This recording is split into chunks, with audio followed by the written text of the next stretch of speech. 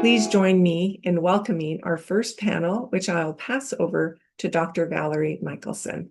Over to you, Valerie. Thank you so much, Ivy. And I'm going to pass right away to my colleague, Dr. Sheila O'Keefe-McCarthy, to get us started. We'll introduce ourselves as we come on with our sections.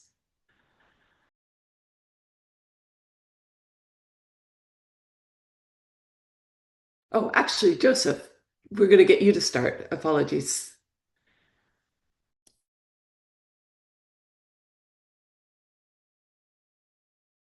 Sorry, just needed to unmute myself. So I'd like to start with a land acknowledgement. I acknowledge that we at Brock University operate on the land colonially known as St. Catharines, which is the traditional land of the Haudenosaunee and Anishinaabe peoples. This territory is legally covered by the Upper Canada Treaties and is protected by the Dish with One Spoon Wampum Agreement, an indigenous treaty that represents the peaceful sharing of resources by multiple parties in which all members are responsible for its maintenance and sustainability. Despite the fact that these agreements are rooted in partnership, environmentalism, relationality, and reciprocity, I acknowledge that many of these treaty agreements do not meaningfully engage the perspectives and priorities of Indigenous groups and continue to perpetuate colonial policies and practices. Lastly, I would like to acknowledge different relationships that some of us have with this land. For example, while some Black Canadians inhabit these lands by choice, many people of African descent are here as a result of enslavement and displacement, another part of Canada's colonial legacy rooted in white supremacy. Similarly, many immigrants have found refuge in Canada while their home countries are still rebuilding themselves from the devastations of colonialism and warfare. As a Black second-generation immigrant myself, I stand in solidarity with Indigenous peoples and acknowledge that this land sustains us and has provided us with a place of belonging.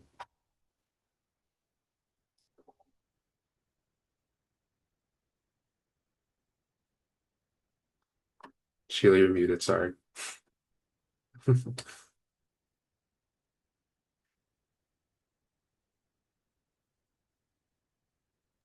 It's in the bottom left.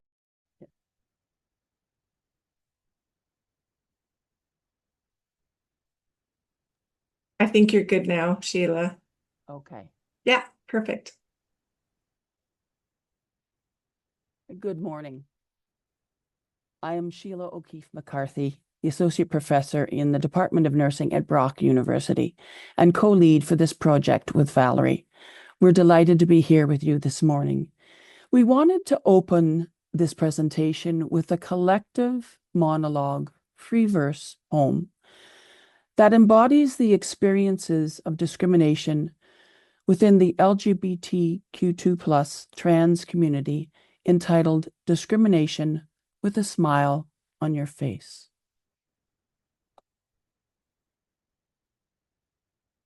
My whole life, healthcare was just kind of there for me.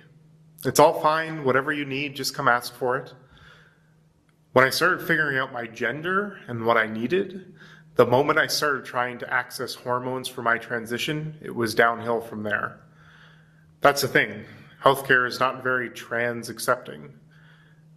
Discrimination? It's something that makes you uncomfortable. Like they ask me how I dress in my free time, and then there's subversive discrimination with overt support. Discrimination with a smile on your face. It's been here forever.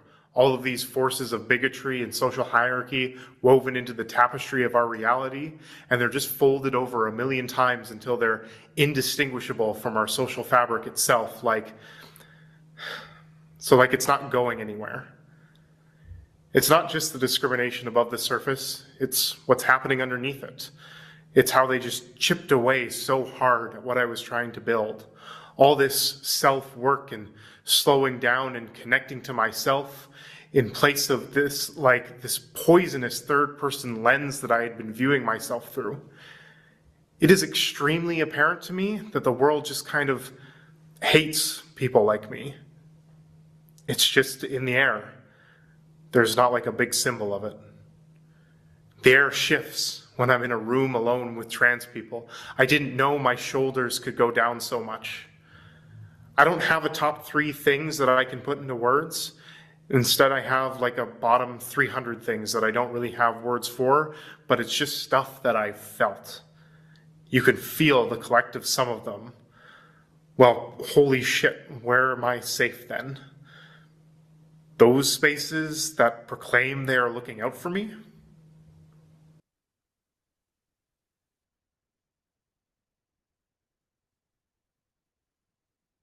Discrimination kills.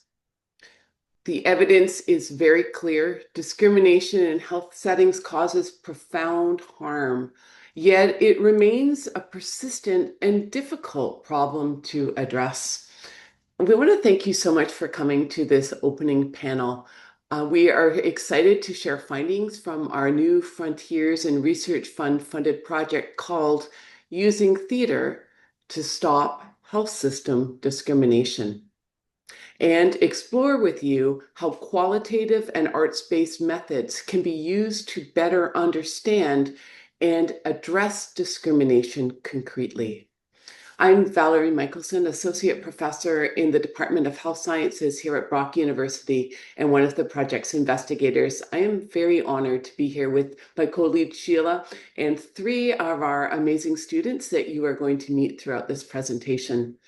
Over the past 3 years, our team has developed 3 distinct yet connected theater interventions and other arts interventions, including the poem you just heard, to address discrimination that are, with permission, directly rooted in a qualitative study in which people have shared their own experiences. And with their permission, we share their words today. There's a strand in New York City, a second strand that addresses anti-indigenous discrimination that was led by our First Nations colleague, Dr. Sherry Vansickle, and also a strand that focused on the Niagara region and the Greater Toronto area. And that's the strand we're mostly going to focus on right now. Only 5 of us are here today presenting, but our team includes people, scholars, health system leaders, elders, artists, and community members who have lived experiences of discrimination that include intersections of race, indigeneity, gender, socioeconomic circumstances, ability, and sexual orientation. We began this project out of frustration with how persistent and harmful health system discrimination remains. There's so much evidence, and yet we're not seeing meaningful change. Because it's very difficult to create this meaningful change. I want to highlight just a bit of the evidence to start. It's very troubling. For example, clinician biases are associated with inadequate assessments, treatment decisions, less time involved in patient care. Research shows that white patients receive better quality care than BIPOC patients.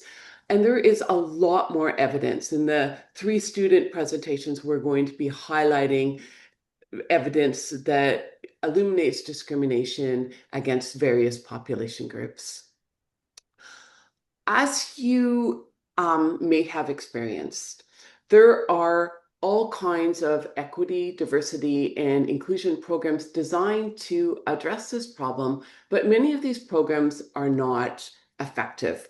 And while well-intended, they don't seem to lead to behavior change. Some programs can even be counterproductive by reinforcing stereotypes and creating defensiveness rather than transformative learning. They can create unrealistic self-confidence and complacency about our own roles in sustaining discrimination. And they can also prompt resistance from people who sense others are trying to control their thoughts and actions. They can just be kind of a checklist. We have to get this done, and then go back to business as usual. Some commonalities between the programs that don't work is that they often fail to provide strategies to mitigate bias, and they are perceived as an altruistic endeavor rather than a core part of healthcare. So what does work? What the literature says is that the kinds of education programs that do motivate change have some things in common. They actively engage participants in problem solving. They center the lived experiences of people who experience discrimination, and so build alliances between different groups and encourage empathy. And they invite all of us to engage in critical reflection on our own biases. We believe that the arts are uniquely qualified to do this kind of thing. And one way that we did this in our intervention was through theater.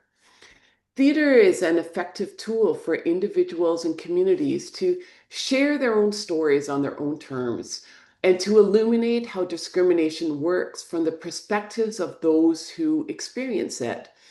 It also seems to be effective at bypassing some of those triggers for cognitive resistance that are present in more conventional programs because they kind of go in through the back door. They give the chance for audience members to immerse themselves in the experience of others through stories rather than prescriptive instructions.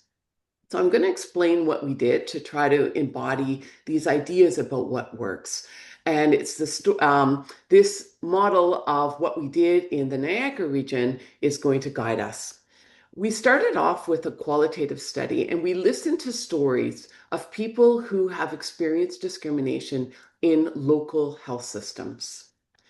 In phase 2, with permission, these stories were transformed into short theater scenes that became the foundation of our interactive workshop. And we invited the participants back several times so that they always knew where we were going with the scenes, and we could make sure that their stories were being told in the way that they wanted. During our workshop, we use theater techniques to explore the scene we're going to show you and other scenes and invite participants to consider how bystanders can intervene to change outcomes. We finally developed a 2-hour applied theater workshop that used these scenes as a starting place to help participants do a number of things. To deepen self-awareness about our own implicit biases, to learn to pause and question the assumptions we might be making, to reflect on our role as bystanders in discriminatory situations, and to build practical evidence-based strategies to intervene effectively and co-create solutions together. Then in phase 3, we tested the workshop, and I'm going to wait till the end of the panel and we're going to tell you what happened after we tested it last fall. I'm going to turn it over to Sheila though, because first we're going to dive in and try this. Thanks, Valerie. So we're going to share with you the actual beginning of the workshop that was presented to the participants to give them the opportunity to view discrimination based on the qualitative stories that were shared by the participants. And so we wanted to share this with you as well to immerse you, if you will, in the actual theater experience. And what I want you to think about when you're looking at these actual initial scenes is what did you see? What did you hear? What did you think? And then what did you feel? We'll take a bit of time to unpack the scenes after you've watched them and facilitate a kind of conversation and discovery that we engaged our participants in with you as well. And we would like to workshop that with you so we can operationalize how we might become reflexive in our understanding of our own responses and reactions to the scenes and what it evokes within us. So I think we're ready. Here we go.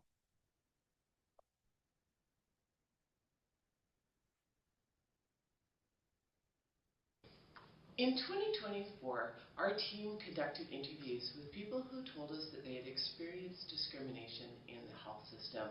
They lived in the Niagara region of Canada and also in the Greater Toronto area. From the interviews and with the permission of the participants, we created the stories that we heard into theater scenes, and you're going to see some of those scenes today. One of the things that we heard when we talked to the participants, we heard all kinds of different stories, but one of the themes we heard was that they don't always think the discrimination they experience is intentional. As one of the participants put it, it's not as if healthcare providers go into work every day and say, I think I'll go discriminate today. I think I'll go discriminate today. I think I'll go and discriminate today. go discriminate today. I think I'll go discriminate today. I think I will go and discriminate today. But then the same participants told us about their actual everyday experiences.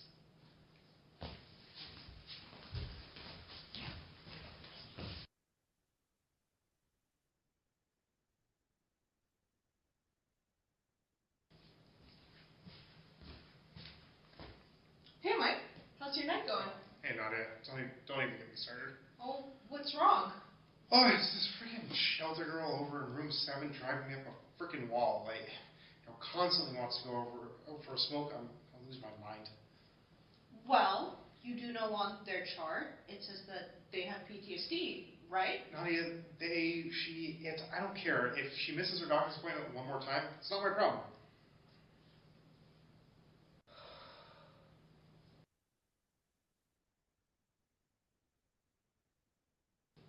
Get the diagnostics imaging. No, now. Excuse me? Now. Listen, I have to go and that should be there. Thank you. Oh, hello. Can you tell me what the problem is? I hurt my knee. Your knee? How did that happen? I went out for a run. I fell on my leg. You went out for well, how did you get here? I had to call a cab. Okay.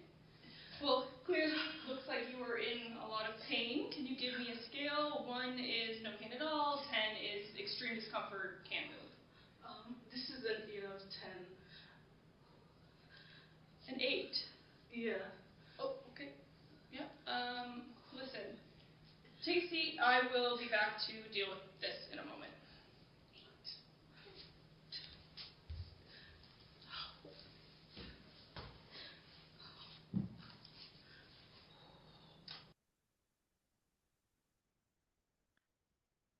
I think I'll go discriminate today.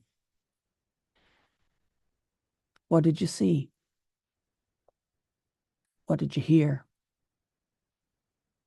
What did you think? What did you feel? These are some of the questions that we opened up the actual workshop discussion to become reflexive and have a collective understanding, creating knowledge within the actual debrief and conversation. I'm going to stop sharing so that we can actually engage in that process as well collectively together.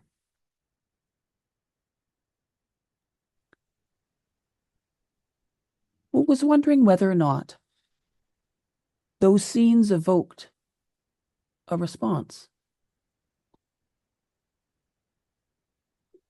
Can you share? Naomi says the what you feel? painkiller was created for good, but has since been used with ulterior motives. Thank you for that. Yes, thank you, Naomi.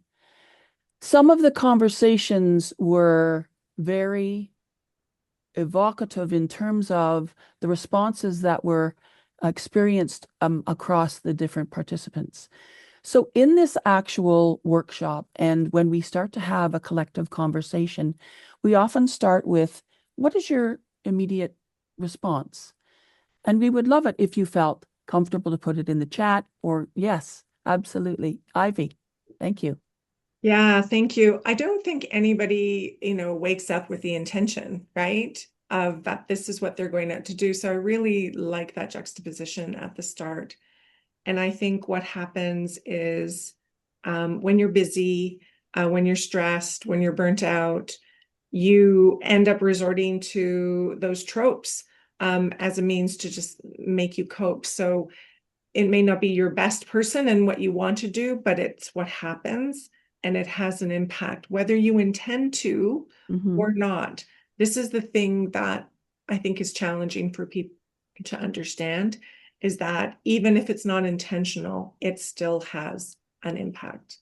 Absolutely right. And some of the conversations that we've had across the various different workshops, and we were able to have 4 of them, the conversations echoed each other in terms of really trying to understand the layered complications of also becoming aware of where our blind spots are, that our unconscious bias that we all hold from where we've come from, our own positionalities as we bring them to any workplace, is really important to recognize. And then what this actual workshop does is that it gets us to go a little bit deeper. It allows us to kind of peel back that onion, to be able to unpack, if you will, perhaps what our thought processes were, and then acknowledge, wow, I really didn't think that way or think I thought that way. But what was impactful was that the actual conversations that were had were very revealing in the fact that learning to, from, and with each other, very a collective a creation of knowledge and recognition of what was kind of going on in the actual scene. So very much appreciate that. Naomi is making some great comments here. The human brain loves shortcuts, and it's Yes. the representative heuristic. It's something we've talked a lot about as we've done the workshops, and people get really into it and say, in healthcare, things move so quickly that Yes. we take these shortcuts out of necessity, out of survival. And so to have a chance to slow things down and say, wait a minute, why did I assume that person wasn't in pain?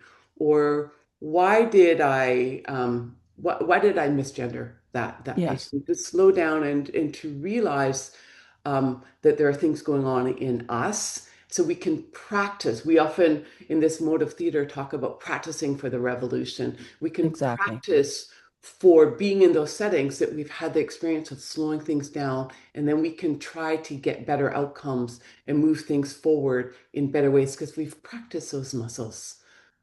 And that's really the benefit of forum theater or applied theater techniques in terms of not only doing research, but also pedagogy in terms of being a reflexive practitioner. It allows us to pre-establish perhaps points of where we would like to target change. It allows us to pre-live and practice various different scenarios. Within this actual workshop, when we ask our participants, what did they see? What did they hear? What was their response? They are varied and very nuanced based on their own contexts in terms of what they bring to the actual scene before them. In the actual workshop, what we try to do is we have a very much of an open-ended conversation. It's not prescriptive on purpose. It allows them to be able to take the conversation to the actual meaningful points where they need perhaps further clarity themselves, trying to understand the previous assumptions that they've had. And we're able to have a very much of a dialogic, a conversation that opens up that narrative. We also, in the actual workshop, when we've presented the scenes as they are, we give them an opportunity to practice, to kind of re-envision how it might look in terms of a better outcome. So there are different techniques that Valerie mentioned that I'm just going to highlight for us. And one of the most familiar ones that we employed during the workshop to get conversation going, to make it more interactive, was a feature called hot seating. You have two different, very different scenes. One, the shelter girl, where you have two healthcare professionals. One is obviously very perhaps ineffective in terms of not recognizing the individual first before the context in which they've come into the hospital for care. And then you have a missed or unseen, unimagined pain related to racial components. And so we ask our folks, who do you really want to hear from as to what's really going on? We use hot seating. Hot seating is an actual applied theater technique that we've used to explore and to gain really more insights into perhaps the character's motivation. The actual doctor in the imagined pain scene is hot seated via questions that are advanced by the participants.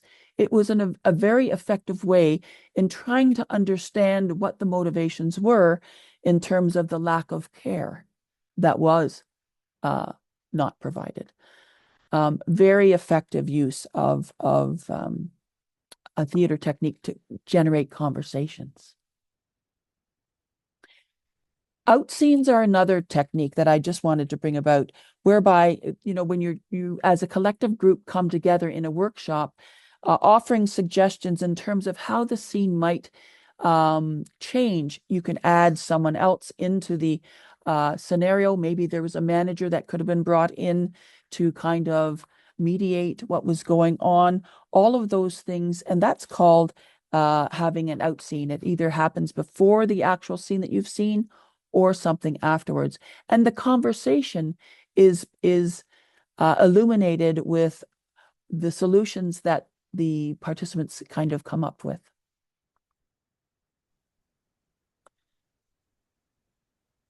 Should I go on to the 5 Ds? I think so, because Okay. then we kind of take those kind of suggestions and then we give them more tools to really start to So the participants disrupt. are in it at this point, as we've piloted it this many times, and trying to create solutions and coming up with solutions themselves, which has turned out to be very, very powerful. And then midway through the workshop, we give people some tools. Are you going to put up the slide, Sheila? The 5D strategies. These were developed by the Government of Canada. We surveyed many kinds of bystander interruption strategies. We ended up with the 5Ds because in our pilots, people said 5Ds are easiest to remember quickly under stressful situations. And so we give these participants these tools to practice for their own toolboxes. Strategies that might help us think about ways to interrupt this situation and other situations we might find ourselves in to get a better outcome. So I'm going to tell you what they are and give you some examples. Distract might be, is there a way we can take attention off the affected person in a way that changes the tone of the situation? So that might be useful. Or be direct. Can we directly call out the behavior and state that it's unacceptable? Next is delegate.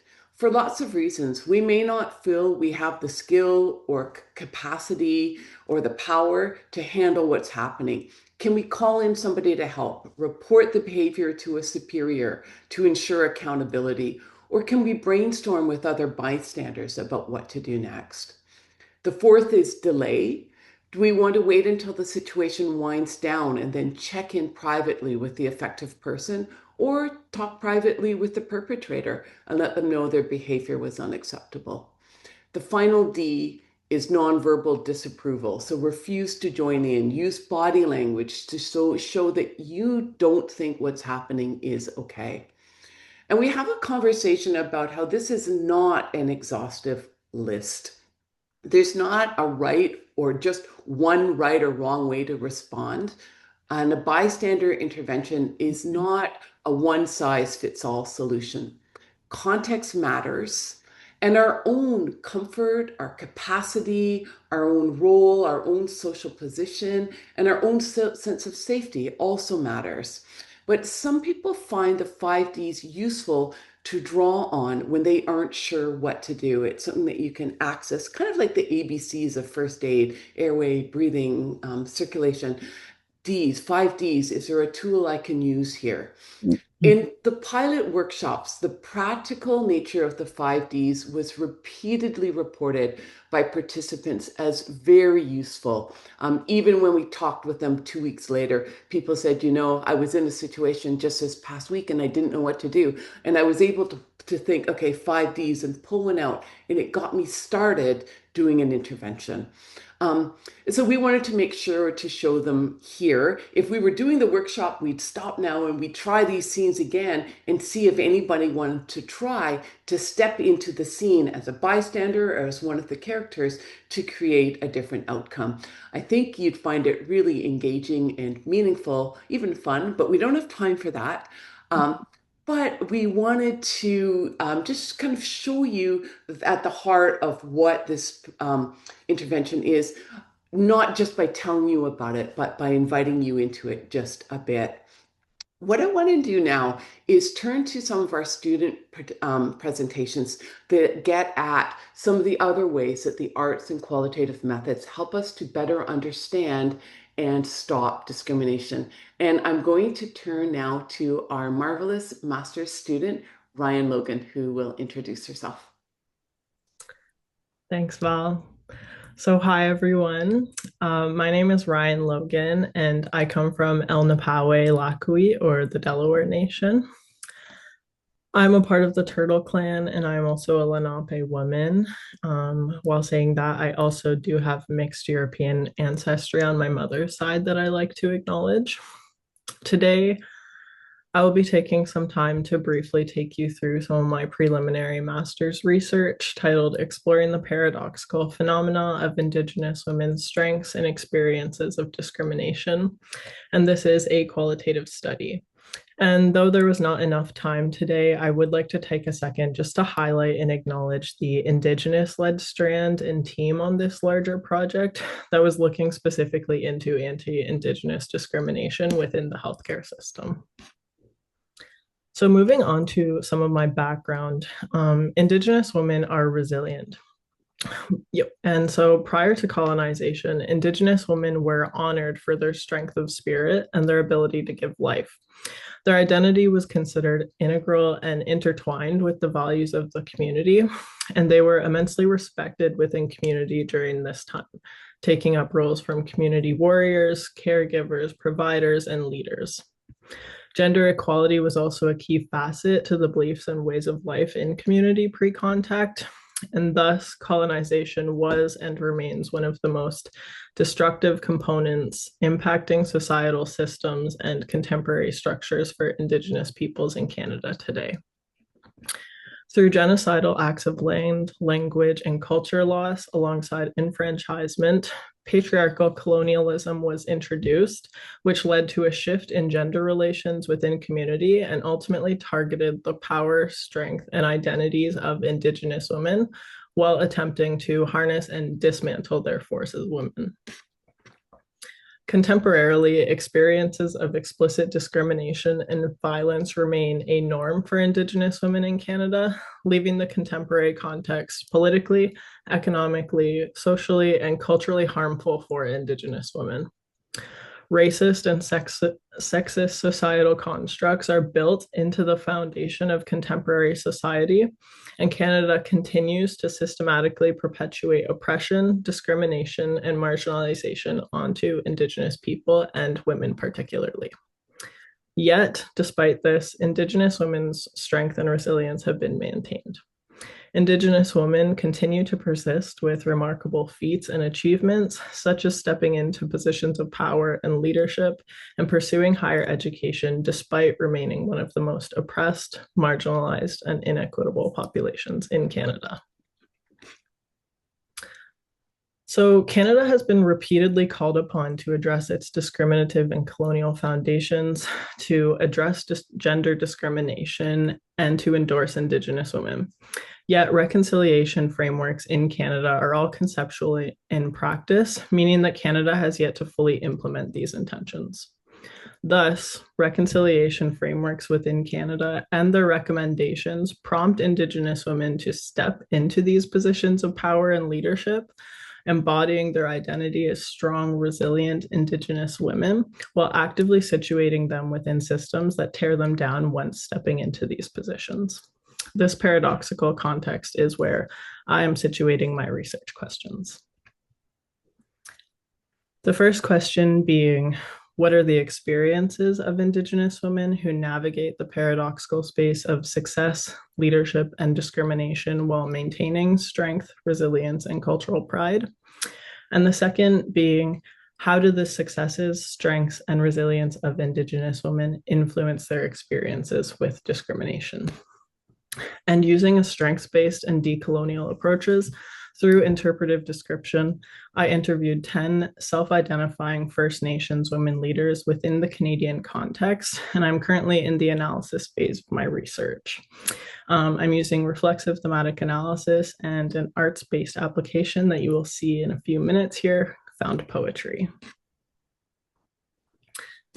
And so, due to the constraint of time today, I will only be discussing one of my tentative themes from my data, specifically being participants' experiences of navigating success, leadership, and discrimination. I will be doing this through two commonly discussed concepts that emerged within each of my interviews, being through participants' understandings of leadership and success, and through the concept of walking in two worlds. So, starting with understandings of leadership and success, what I think I'm seeing is that my participants hold different perceived meanings of leadership and success that decenter the self and personal gain or accolades and prioritizes community, culture, and futurity. One woman leader stated, "There's multiplicity in Indigenous leadership values, and there's no room for that in dominant Western leadership. It's all about dominance." We don't see it that way. Like, leadership is even a servant type of leadership position where it's like there's sacrifice and humility in that. And through this and other conversations, participants are presenting and describing notable differences in Western versus First Nations or Indigenous leadership styles. Describing this, one woman leader stated, "I actually did an interview a couple of weeks ago for Out West, and that's what she had said is there's very few Indigenous female leaders." But you know what? I think there's a lot of us really. It's just, what are you defining as a leader? Whereas another woman described her experience stating, "I'm responsible and I carry not only my groups, but like community stories and hurt. And I don't know why my doorstep always ends up being the place where people end up, but I'm thankful that it is because people consider me a safe space. And that's also a measure of success for me, is that I can be a safe space for women and people." And through this conversation, we can also see the additional burdens and the emotional weight that comes with carrying this success and leadership in this context. Moving on to discuss this concept or experience of walking in two worlds, I will allow the words of one of my participants to explain this. She stated, "It's like you're walking in two worlds sometimes. It's because people feel like you should be thinking like them, but they don't realize that you don't think like them." And further, through these conversations, the concept and impact of colonization has been described as acutely apparent within the contemporary and everyday lives of these women leaders.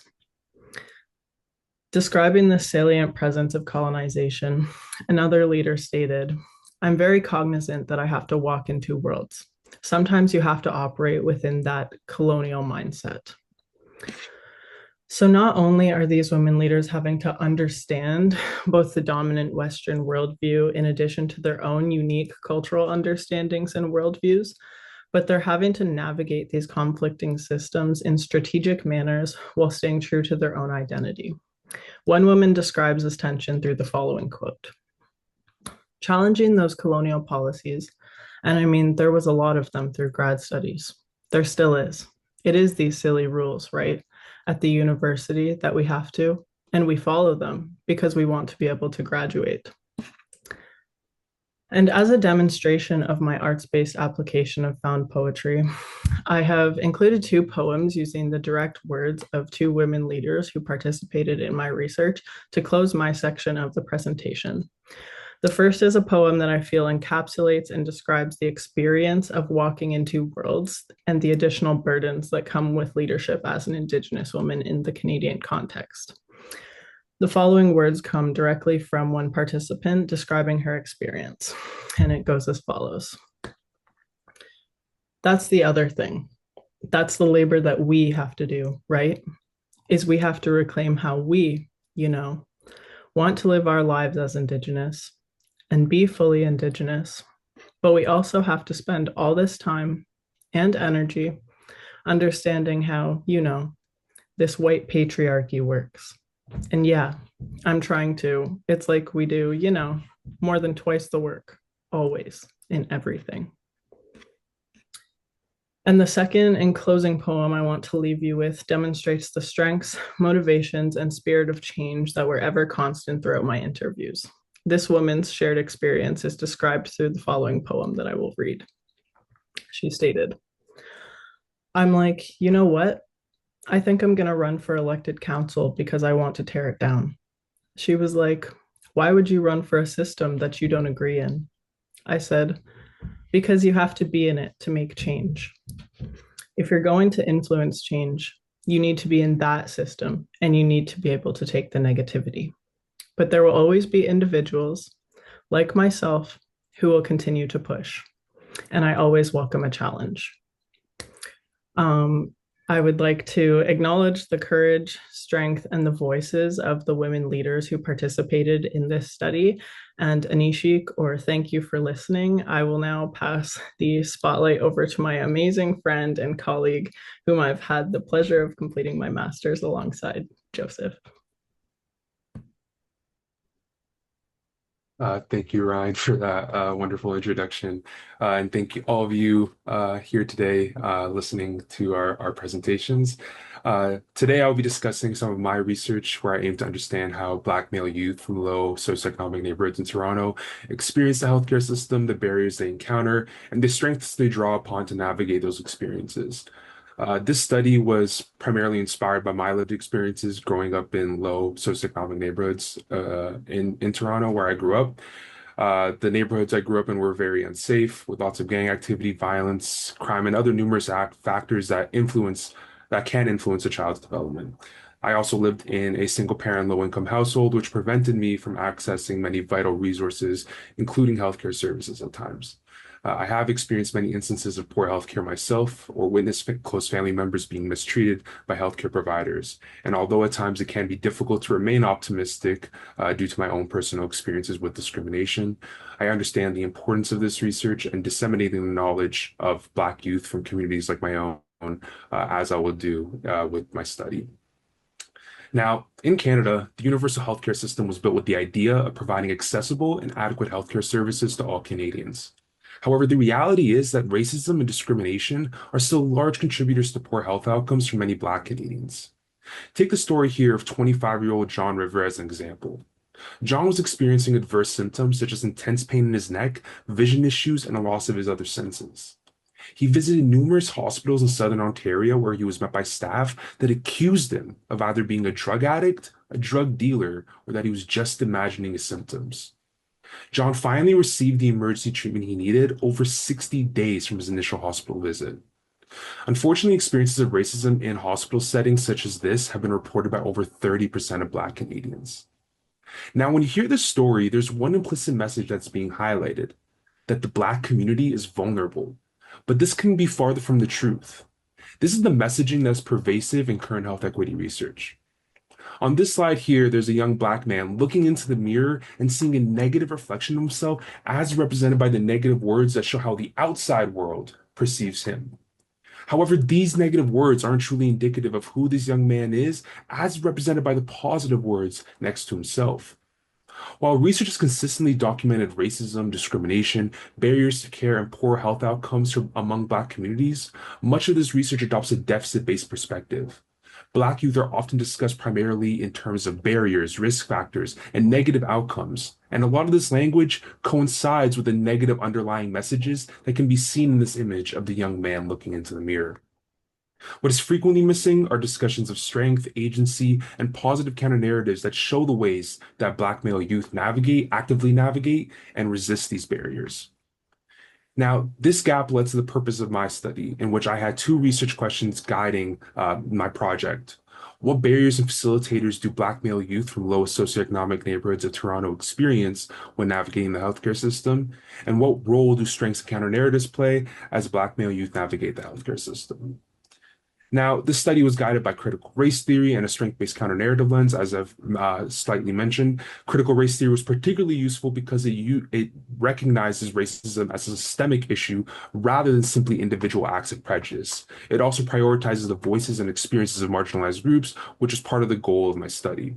6 young Black men between the ages of 16 and 21 from low-income neighborhoods in Toronto participated in semi-structured interviews in which, through this process, 4 major themes were generated. Now, the first theme was settling for baseline care. Participants often described healthcare experiences as positive when the care they received reflected only the minimum expectations of care for most.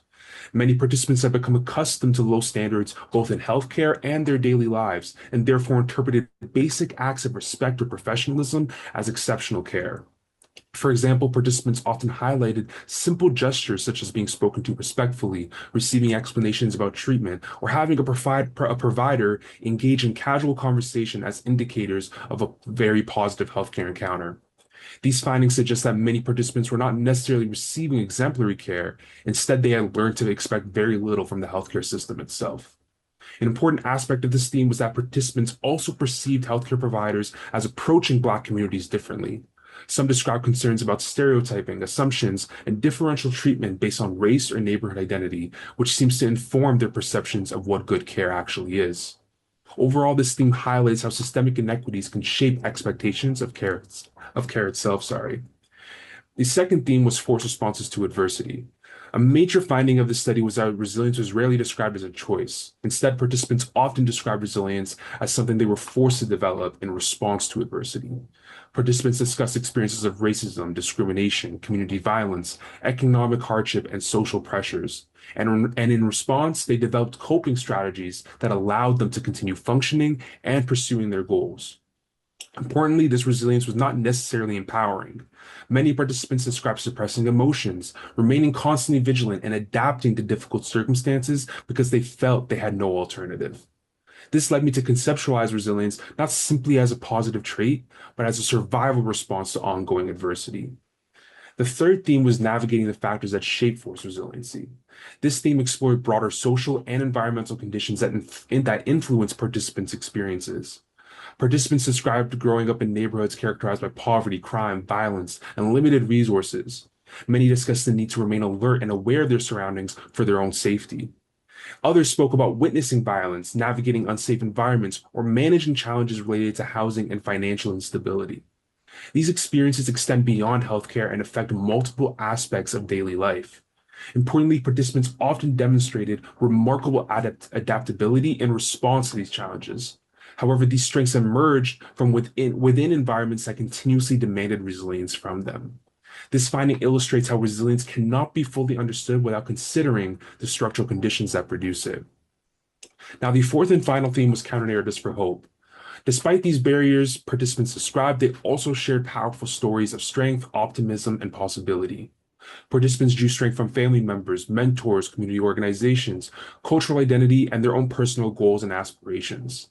Many rejected dominant stereotypes about Black male youth and instead described themselves through narratives of achievement, determination, intelligence, and perseverance. These counter-narratives challenge deficit-based assumptions and provide alternative understandings of Black male youth experiences. Participants also offered recommendations for improving healthcare experiences, including increasing representation among healthcare providers, providing more culturally responsive care, and fostering stronger relationships between providers and Black communities. This theme demonstrates that Black male youth are not simply navigating barriers, but they are actively constructing hopeful futures despite those barriers. Now, the findings of the study also have important practical implications for healthcare practice, policy, and communities. First, healthcare providers should move beyond simply assessing whether Black male youth report positive healthcare experiences and instead consider the context in which those evaluations occurred. Participants described positive experiences despite having very low expectations of care, suggesting that satisfaction alone may not accurately reflect quality of care. Healthcare providers should adopt culturally safe approaches that actively acknowledge power imbalances, racism, discrimination, and the lived realities of Black youth.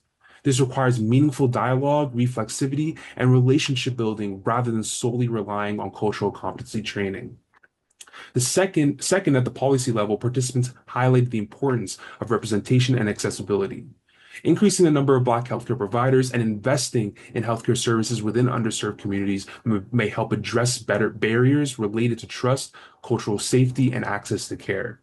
Finally, at the community level, the findings emphasize the importance of mentorship, family support, and strength-based programming. Rather than viewing Black male youth solely through the lens of risk or vulnerability, community initiatives should recognize them as knowledge holders with valuable insights into how healthcare systems can better serve their communities. Strength-based programs that build on existing assets and community supports may help foster empowerment while reducing reliance on resilience alone as a response to systemic barriers. In conclusion, Black male youth continue to face significant barriers when navigating the healthcare system. However, their experiences are not defined solely by these barriers. Participants demonstrated strength, agency, and hope while navigating complex social and healthcare environments. By centering the voices of Black male youth and adopting a strength-based perspective, this study challenges deficit-oriented understandings and offers insights into how healthcare systems can better support equity and culturally safe care. Thank you all for your time, and I'll now pass it back to Sheila. Thank you, Joseph. We know that art has the power to disrupt. Art is a powerful medium to raise awareness and to effectively communicate beyond what words and the complexities of any human experience and health encounter. Understanding and knowing about discrimination in healthcare through the use of art.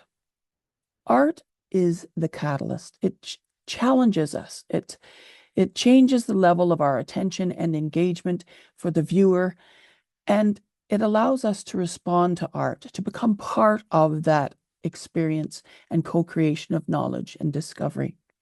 Art provides that counter-narrative that Joseph was talking about, more so in that it's often lost, sometimes with numbers and text. Art also has the ability to promote advocacy and agency. It creates empathy. It highlights the discrepancies in terms of the power dynamics. It cultivates hope and immobilizes one's resistance. We were able to talk to the LGBTQ2+ youth of their experiences of discrimination. We know that systemic discrimination persists in spaces meant to promote health and belonging. This is not so. LGBTQ2+ individuals have poorer mental health, higher rates of violence, and associated stigma. In the current context, hostile social political climate, it intensifies their marginalization of trans youth, and their voices remain absent from any healthcare design or decision-making. We were able to talk to young folk of their experiences of discrimination, and there were 6 overarching themes that they shared with us. The youth described being actively dismissed, minimized in any related health concern. They felt unlistened to. In the course of their interactions in healthcare, they had identity confusion. Participants repeated constant invalidation of their existence. They started to doubt their own perceptions of their self and their identities. Much of the conversation that we shared with them and they shared with us is that when they tried to get their gender-affirming care, that they received paradoxical care. The care was withheld until they became suitably mentally stable, but not getting the care was causing them to be mentally unstable. And so it created a circuitous barrier to treatment. Perceptions of attention seeking was also talked about in great length, that the narrative that they were seeking attention just by acting out or reacting out was very much rejected by the participants. They felt that increasing their level of visibility actually led to more harassment and them to be feeling very much excluded. When we talked to them about what strengths that they brought to their encounters, they struggled with this. They had lower expectations in terms of their healthcare encounters and chose to withdraw and had constrained responses in response to ongoing hostility. And so they didn't really view it as a true form of resilience or strength, but more so of a coping mechanism. They did have some suggestions for healthcare providers to perhaps recognize youth as their own expert of their life, their body, and their health. That provider education was needed so that they would understand the unique needs of this actual group. And they felt that there was more need for inclusive practices, certainly regarding healthcare, and creating of more supportive spaces. I'd like to pass it now over to Logan to share with us a research creation based on this study.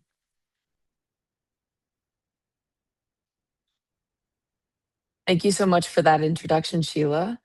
I wanted to begin today by thanking my fellow master's students and my mentors, Ryan, Joseph, Val, and Sheila, who I've had the privilege to work with and learn from. With that said, good morning, everyone. My name is Logan, and this presentation is called Through the Cracks, the Power of Art to Disrupt. Today, I'm going to walk you through an arts-based research creation that explores trans youth experiences of discrimination, specifically within healthcare. But rather than presenting findings in a traditional sense, I want to bring you into my art studio and show you how a painting came to life from the participant voices. Before I take you through that process, I want to name my 3 artistic objectives. First, to disrupt and make evident, to surface experiences that are too often rendered invisible. Second, to prompt reflection, not to tell you what to think, but to create a space where you're invited to sit with something. And third, to challenge stigma, both internal and external, the kind that lives in systems and the kind that lives in us. With that said, let me bring you into my studio.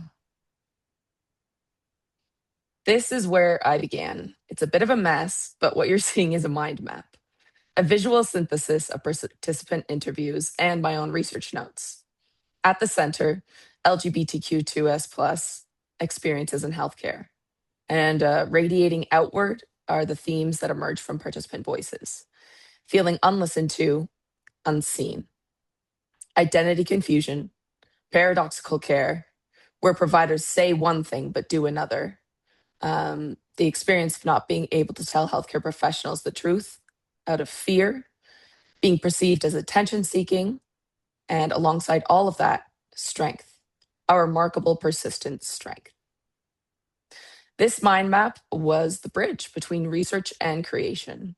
It was where I began combining participant insights with thematic extraction, brainstorming materials and artistic techniques that might capture the essence of their lived experience and translate it into a visual language. I want to be transparent here. As an artist, my interpretation cannot be separated from my own subjectivities. My biases were not bracketed, they were acknowledged. My own experiences as a person who identifies as non-binary with extensive lived experiences within the queer community, amalgamated with participant insights to co-create this piece. For that reason, I constantly referred back to participant voices and my documentation of their own visual insights into what the piece might look like. This is where paint hit the canvas. The first decision, a face, non-binary, looked down upon. The viewer gazes from above, placing the figure in a position of vulnerability, of being surveilled. But I also wanted a strengths-based approach. There is power in this face, even if it is looked down upon, small, alone, and on the canvas. And already in this early stage, I want to name something important. My artistic process was cyclic, not linear. I constantly revisited the data, reflected on both my artistic background and participant voices, making edits and questioning and revising artistic decisions along the way. Even the background you see in the next coming slides was reworked multiple times.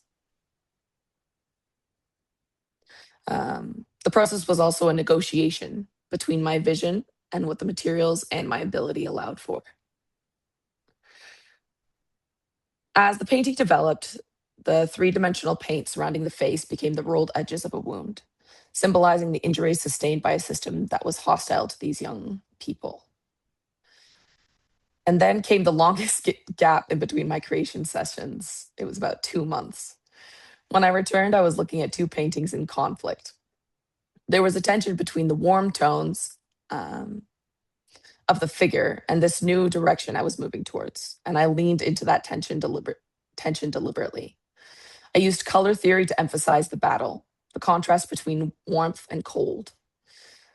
Then came the paint pours, creating an oil-like sludge effect. I wanted the viewer to feel slowed down, weighted, constricted. Movement that is silent. The kind of silence that isn't peaceful. It's the silence of being unheard. At this point, the painting felt unfinished, and not in a way that paintings can sometimes feel unfinished. It felt like something fundamental was missing. So I sat with it, and questions arose. How do I incorporate the strength of the participants? How do I capture what it means to be unlistened to, a term coined by the participants themselves? How do I portray this sense of falling through the cracks, their unique experience of slipping through a system that was supposed to hold them? What mediums might help me capture these themes? And how do I capture this idea of a mask, of hiding things from healthcare professionals out of fear of being punished for being open? What follows was negotiation and a constant trial and error. I experimented with a piece of glass over the canvas, as you can see in this image here, which was later removed. I kept asking, how much detail is too much? Is it enough? And then in the final image, this is a timeline of the entire creation. And in the final image at the far right, you can see the hand. I made a resin pour of my own hand. It's intimate and it's reaching out. It became a focal point of the piece. The fingers themselves puncture through the canvas, breaking the boundary between art and surface, between what is contained and what demands to be seen. And with the hand came the question, when do I stop adding? Because the painting was not done or finished in the traditional sense. It was an active decision, a part of the painting itself to stop adding. It's more of a to be continued.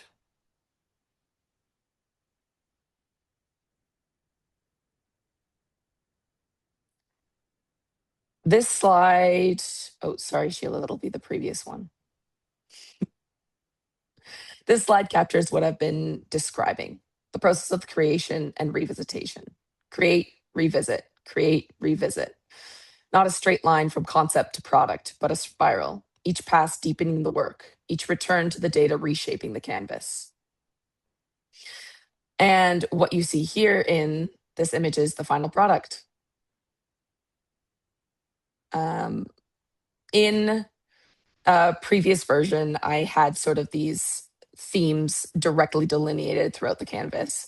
But I decided that that wasn't exactly the way that this piece should be portrayed or uptaken. The image is meant to be viewed as a whole, not deconstructed into individual pieces or themes. And the themes that I have said above are how I intended the painting to be viewed.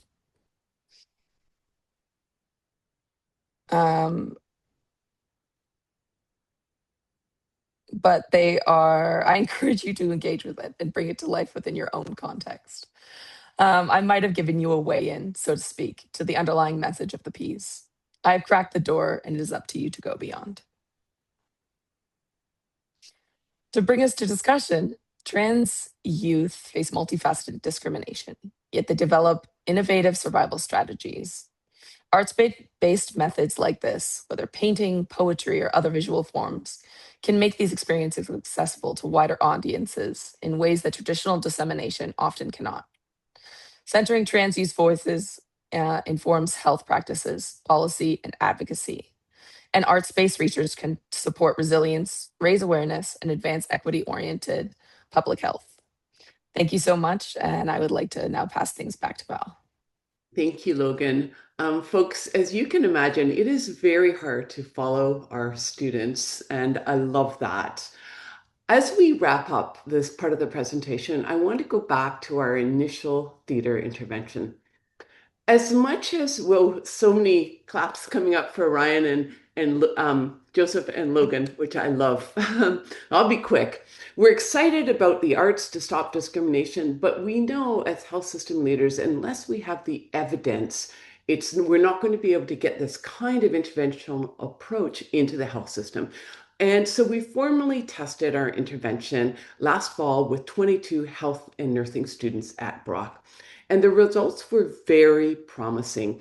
I'm going to go through this quickly so we can get to discussion. But quantitatively, we found measurable improvements in cultural humility and cultural competence from participants, large and medium increases in both. And qualitatively, many participants described the workshop as transformative. We talked to them 2 weeks post-intervention. I'll give you just a couple of participant quotes. It caused our minds us to open our minds about how we would handle those situations. That's convicting because even though we might not think we have bias within ourselves, something like that workshop taught me that there's implicit bias truly within each and every one of us that we need to address. Another said, I really couldn't stop thinking about it. I was like, I'm going to do something. Overall, we hope that our project engages in a creative process of truth-telling about experiences of health system discrimination. As Madeline Dion Stout, a Cree nurse and award-winning health scholar says, changes are not needed after more reports or more evidence. They are needed right now. We hope our project can be one step in that necessary process. Sheila, our final slide. Thank you very much. In closing, we'd like to leave you with the collective free verse poem of all of the voices of our participants with their final message to us. Resilient strength.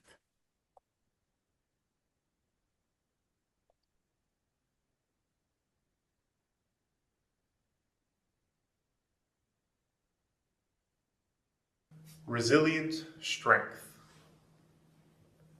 And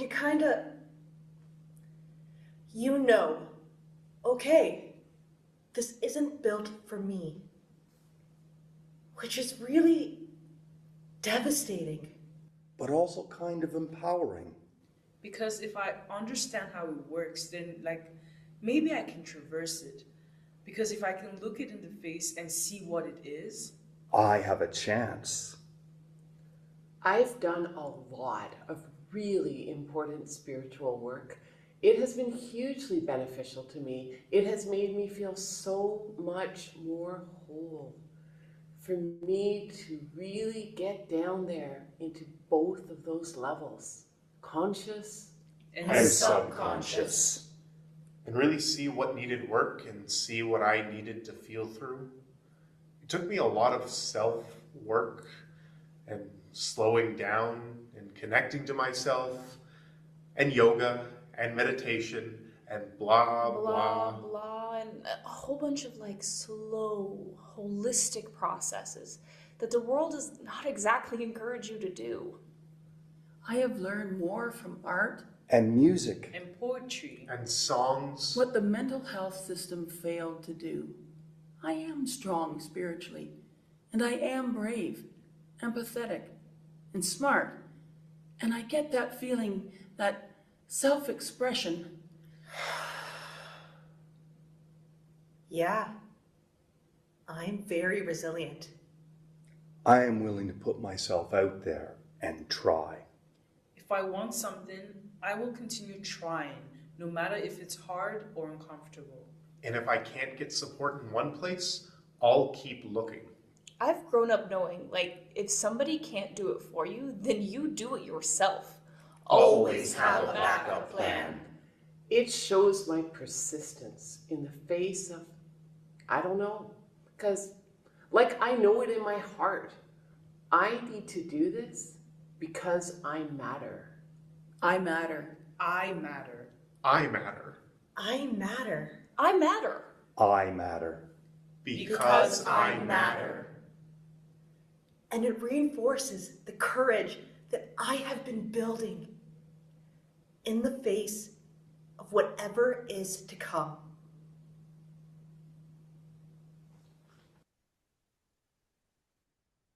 We'd like to thank our community partners and the participants across all of the studies. Thank you so much. Amazing, amazing. Thank you so much, Sheila, Valerie, Logan, Joseph, and Ryan. Such an important panel, so impactful. There have been many comments in the chat. People are welcome to put their cameras on or unmute, however you'd like to interact. I will pass it back to Valerie and Sheila to navigate the Q&A. Thank you so much. Thank you so much, Ivy. Thanks to everybody who's been writing in the chat as well. And Logan and Joseph and Ryan are very prepared to answer questions about their extremely important work as well. Anybody like to jump in?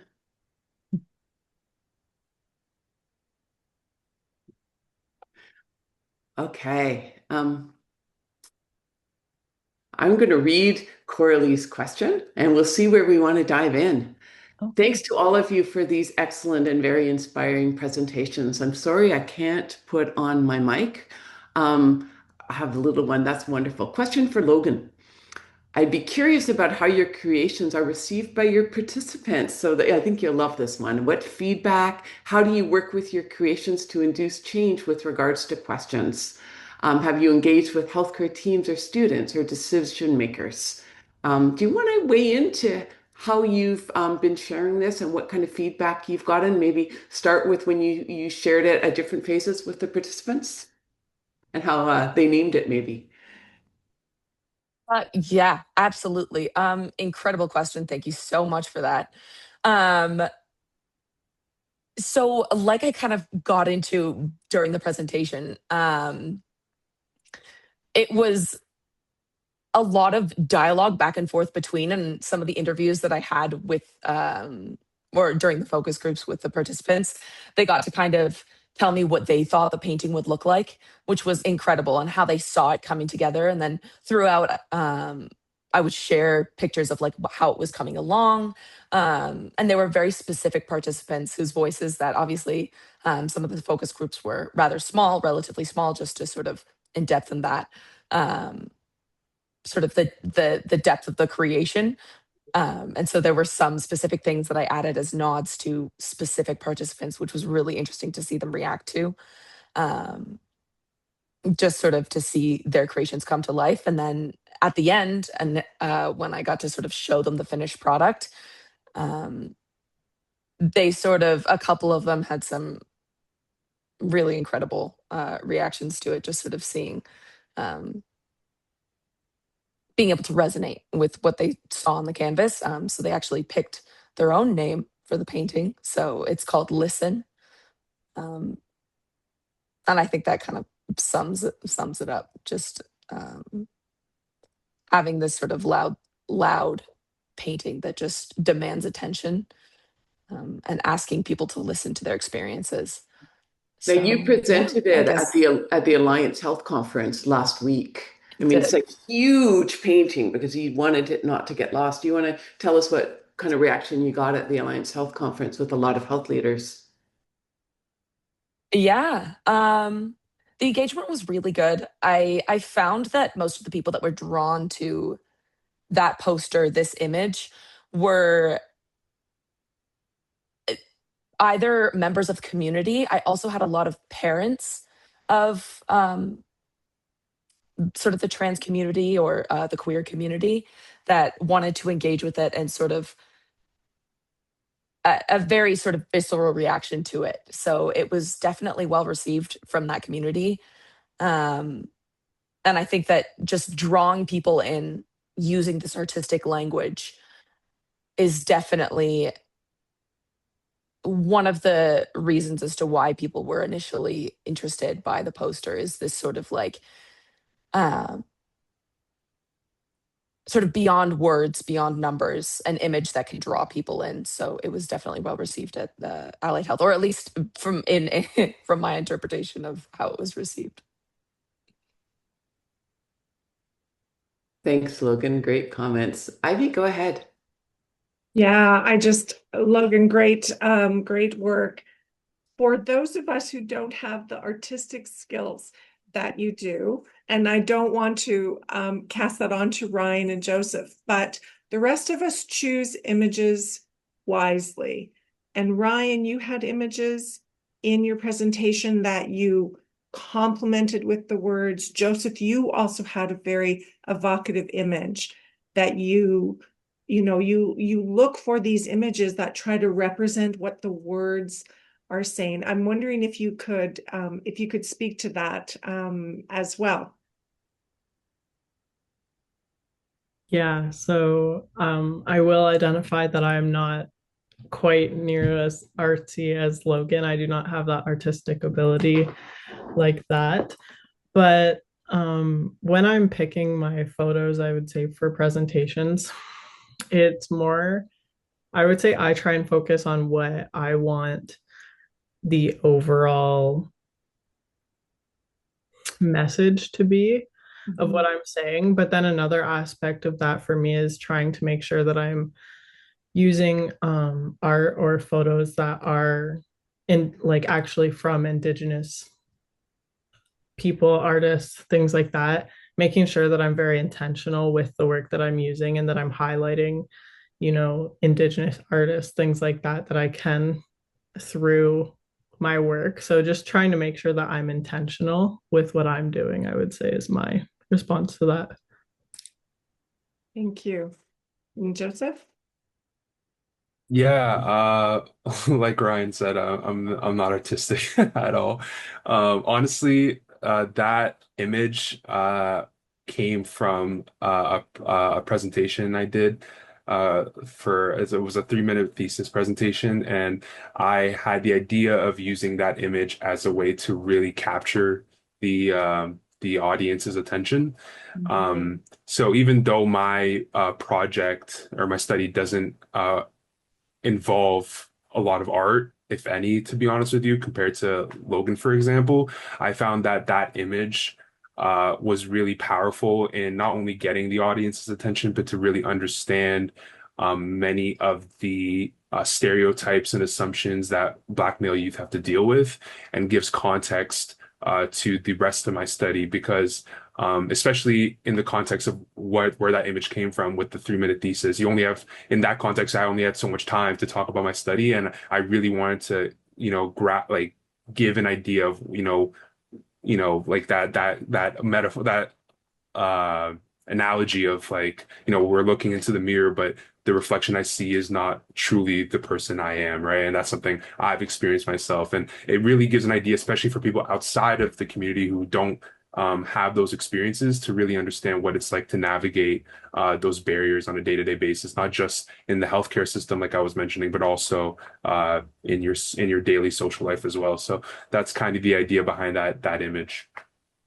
Yeah, they're very evocative and very complimentary. When I have students bring images into their presentations, I ask them to be very deliberate about it. You don't want it to distract and you want it to be complementary. So in both of your cases, Ryan and Joseph, they were very complimentary. They've added, even if they were not images that you created, you chose very wisely. So thank you for that. That's excellent. Nicole, you had a question. Yeah, first I just want to say, what a great panel and set of presentations, really wonderful work that you're doing. And there was a lot of information here. So if I'm asking a question where you've already provided some of the answers, I apologize. I think I heard some of you speak to sharing your findings with healthcare providers or people in the front line. I think students as well. I'm wondering if you've had an opportunity to share this with, I guess, people who have more power in healthcare, in the healthcare system. So I'm thinking like CEOs of hospitals or folks in government who are able to direct policy around this stuff, and whether or not you think that that's appropriate and good as a site of intervention? So I think I can answer this, and I'll go first. I know Val will have something to say too. Yes, absolutely. This was the ultimate, foreseeable target folk for intervention. Healthcare leaders, policymakers, educators. And so, as we scale this up, because we've done the pilot work, we've seen some efficacy in it and the value of it from a lot of the qualitative follow-up in terms of people want this experiential way of education, and to be able to take applied theater and perhaps even have a political event like legislative theater, whereby we present our intervention and then have major national leaders to speak to the issues and get a level of commitment. These are some of the strategies that we have been thinking about as we kind of think about our next steps. Absolutely getting it into grassroots folks in terms of healthcare providers and leaders within healthcare institutions. Absolutely is a next step. Did you have anything you wanted to say, Val, as well? Yeah, no, I love that question, Nicole, because really it's one of the things we've thought about a lot is discrimination happens in here, but also happens at these structural levels. And unless we can challenge the power structures, we're not going to do anything. Like the individual level might help in smaller cases, but we need to address that systemic structural discrimination that's so deeply embedded across Canadian society. We've been talking about the health system. One of the things we did at the beginning, before we even started our intervention, was some of our team interviewed health system leaders about the problem. And one of the big themes that came out was just how overtaxed and overstretched they are to do anything extra. And they're just being asked to do more with less all the time. And so we have as healthcare professionals ourselves, we have some empathy for that too. So we knew we needed to show some strong empirical evidence to say, we're not just kind of having a fun afternoon. No. This actually worked, but we went into it hoping it would work. It was a New Frontiers project, which is high risk, high reward, they say. So we didn't actually know it would work. But we wanted to give it a try based on the evidence I presented at the beginning. We know these things don't usually work. Here is what seems to work. So our early pilot was promising, but now we're trying to scale it up into a more rigorous study. And so we're grant writing all summer. Yes. Love some encouragement with that, because we've now at the end of the project, we've often said, we're at the end of our grant. We've got these pilot data we're writing up, and the end really is the beginning. We actually know now at the end of this, $500,000 project, now we know where we want to go. So we're working in a very focused way with our indigenous strand leader, Sherry Vansicle from Six Nations of the Grand River, and she has some phenomenal ideas about scaling this up and testing it, hoping that we can study more longitudinally. And we're looking for people to partner with us. So if anybody is interested, over to you. Thanks for that question, Nicole, and letting us talk about that. Ivy? Yeah, I didn't put my hand up to, put on the other team, but I actually wanted to ask because, the outcome of interest or the audience of your intervention, are those on the patient side. And I'm really curious about whether or not this approach would work. And I suspect it's a yes, but how you would have to do this slightly differently. Where the focus is on health practitioners themselves. Health practitioners, also experience discrimination at work, whether, and we have lots of accounts of, nurses who are Black and how they experience discrimination. Also, the discrimination that is experienced based on professions that are not considered to be as high value, whether those are personal support workers or personal care workers. Even folks in, indigenous practitioners who often don't get paid So I'm wondering if this type of approach could work where the focus is on the health practitioners. I'll start, and then I'm sure Val will have something to say.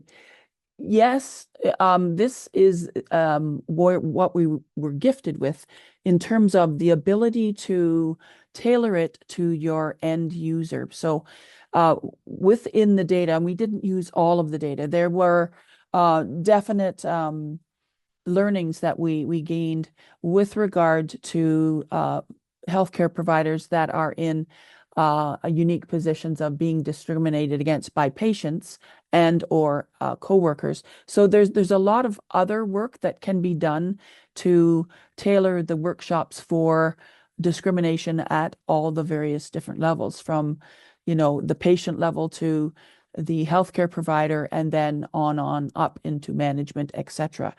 And we do have some scenes whereby we did talk about in the workshop what the tensions were in terms of not being a silent bystander. We had some very interesting discussions with some of our participants who were equity deserving folk that brought this to our awareness more poignantly with regards to, like, I wouldn't want to step up because I'm the only Black person in this institution and I'll be double targeted. So we had some very, very impactful conversations that really started to unravel that, intersectional kind of approach to what it's like to be in that context. So I'm going to broadly say yes, and there's certainly more work to be done, but we did find that when we were doing our debriefs, absolutely, there's movement and room for that. Val. Yeah, thanks. I think you've said it very well, Sheila, as you always do. And there's some wonderful questions by Elizabeth, who is also a student, to Ryan and Joseph and Logan. So let's end by getting them a chance to engage with. Wonderful. So what you hope to do next or explore with your research, or what you want to see happen, what participants wanted to see happen in a more general sense. So you three take it away, and then we'll wrap. Just maybe 1 minute each so we have time. I guess I can start. In regards to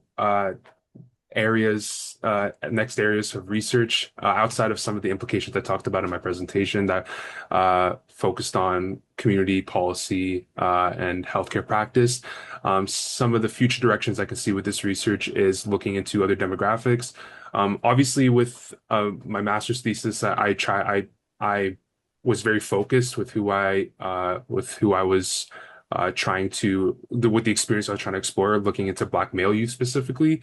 And I feel like other demographics, whether it be Black female youth or, Black individuals from other economic backgrounds, could have differing experiences that are just as valuable. But for me, regarding my own experiences, that was just who I wanted to focus on, as well as looking into some of the things I talked about with strength-based approaches. There's a lot of research outside of healthcare that shows how strength-based programs, such as in education, for example, where they inform education and implement the knowledge of Black communities into education, really helps young Black students to succeed in spaces for example, in education, it's a very white, a very Eurocentric and white institution, can really help Black individuals in these spaces to really succeed. So trying to see how similar models can help influence healthcare experiences, as well as trying to see how culturally responsive some of the things I talked about culturally responsive care and cultural safety specifically can help influence healthcare experiences for not only Black male youth but Black communities as a whole. I know that went over a minute, but hopefully that kind of answers the question. Thanks, Joseph. Just a minute each from Logan and Ryan, or just less than that, and we'll wrap. Thanks, Joseph. Awesome. Yeah, sorry, I'll keep it super short. So Thank you so much, Elizabeth, for that question. What happens with the painting next? This painting, my master's research is like related to health equity, but this is more of a project that I just kind of hopped on as a research assistant and had a really incredible time doing as an artist. But the painting is now going to be donated to where we did the interviews. So hopefully that's going to be sort of an experience of just sort of getting to see their experiences. And then I have digital copies of it, which I can share and disseminate across to different, sort of like the Allied Health Conference where we got to present it to CEOs, and hopefully that continues. So yeah, thanks for the question.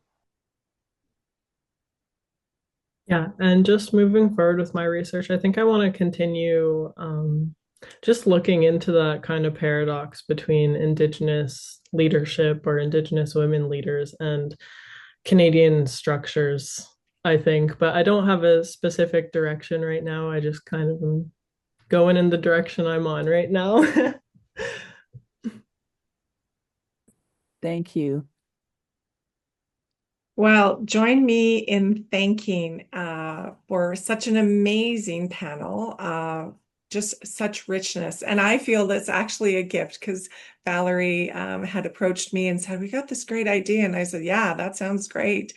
So what an exceptional way to start off the conference. So thank you, everybody. We will have a break now. I will be staying here and getting everybody set up for the next panel. You can just keep your cameras off. We will be having a break for about 15 minutes. Feel free to come back. Those of you for whom this will be your lunch break, or grab a coffee. But thank you again, everybody. Our next session will begin at 11:45. Elizabeth Cameron will be chairing the session with presentations on the theme of race, gender, and inequalities in health and healthcare, with presentations by Erin Tichenor, Yutong Liu, and Kelly Gregory. Excellent. Thank you so, so much. Yes, Edwig, would you like to ask a question before we break?